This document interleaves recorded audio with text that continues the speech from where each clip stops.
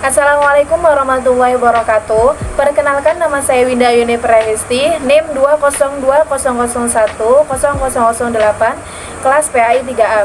Video ini dibuat untuk memenuhi tugas UTS mata kuliah Strategi dan Metodologi Pembelajaran PAI yang diampu oleh Bapak Nur Haris dengan judul Strategi dan Metodologi Pembelajaran PAI, Pembelajaran PAI Kurikulum 2013 dan Pembelajaran PAI di Era 4.0.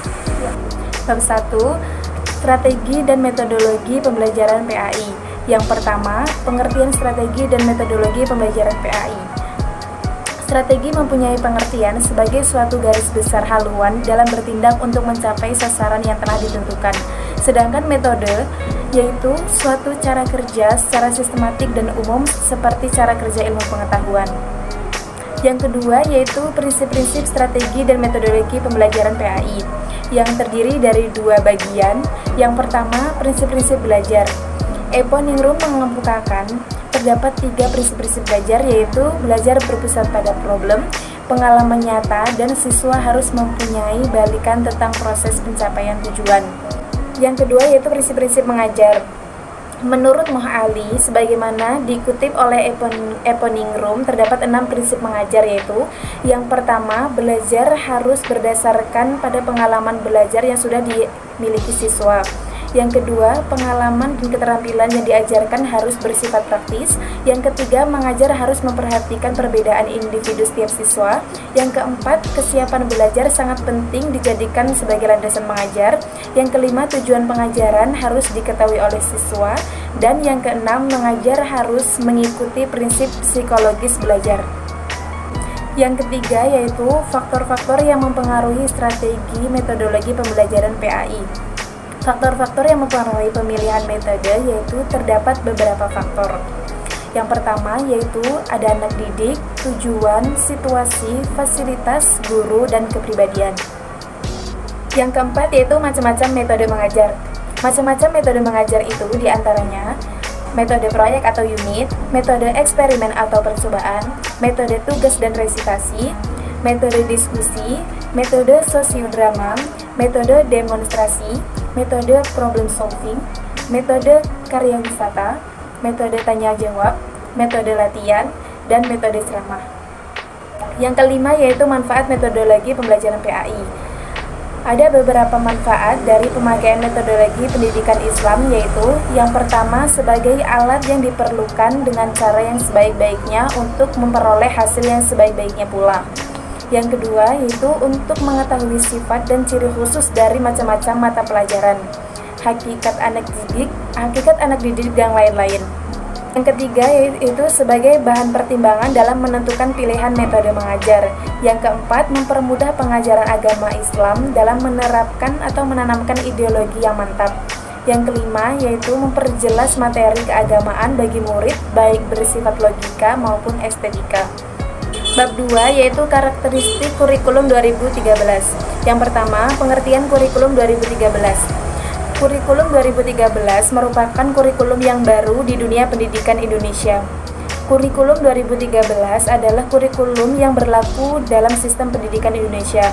Kurikulum ini merupakan kurikulum yang tetap yang diterapkan oleh pemerintah Indonesia untuk menggantikan kurikulum 2006 atau sering disebut dengan KTSP yang telah berlaku selama kurang lebih 6 tahun.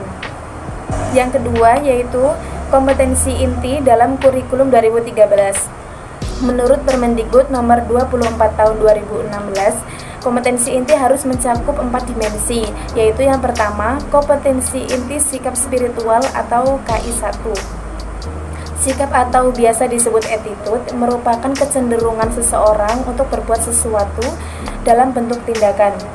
Yang kedua yaitu kompetensi inti sikap sosial atau KI2.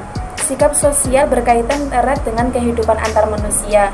Artinya, hubungan antara manusia satu dengan manusia lain harus berpedoman pada sikap ini. Yang ketiga, kompetensi inti pengetahuan atau KI3. Pengetahuan adalah katalog sesuatu yang telah diketahui manusia. Cara untuk mendapatkan pengetahuan dengan cara belajar baik secara formal, non-formal maupun informal. Yang keempat yaitu kompetensi inti keterampilan atau KI4. Kompetensi keterampilan ini berkaitan dengan aplikasi pengetahuan yang diperoleh peserta didik dalam kehidupan sehari-hari.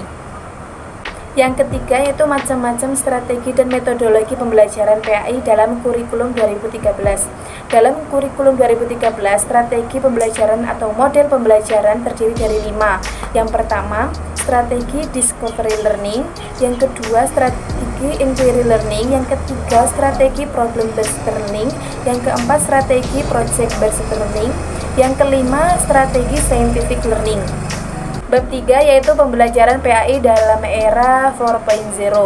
Yang pertama, pembelajaran PAI di era 1.0 sampai 4.0. Angka 4 pada era revolusi industri 4.0 menandakan 4 perkembangan era revolusi industri hingga saat ini. Era revolusi industri 1.0 ditandai dengan penemuan mesin uap, revolusi industri 2.0 ditandai dengan penemuan listrik, revolusi industri 3.0 ditandai dengan penggunaan komputerisasi sekitar tahun 1970-an, dan revolusi industri 4.0 ditandai dengan inteligensia dan Internet of Things sekitar tahun 2010-an. Yang kedua yaitu konsekuensi pembelajaran PAI di era 4.0.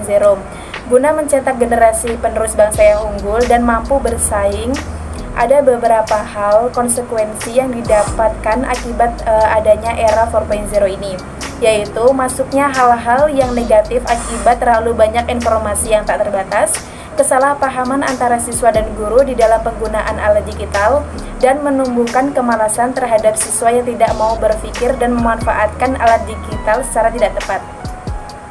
Sekian materi dari saya. Mohon maaf apabila ada kekurangan. Wassalamualaikum warahmatullahi wabarakatuh.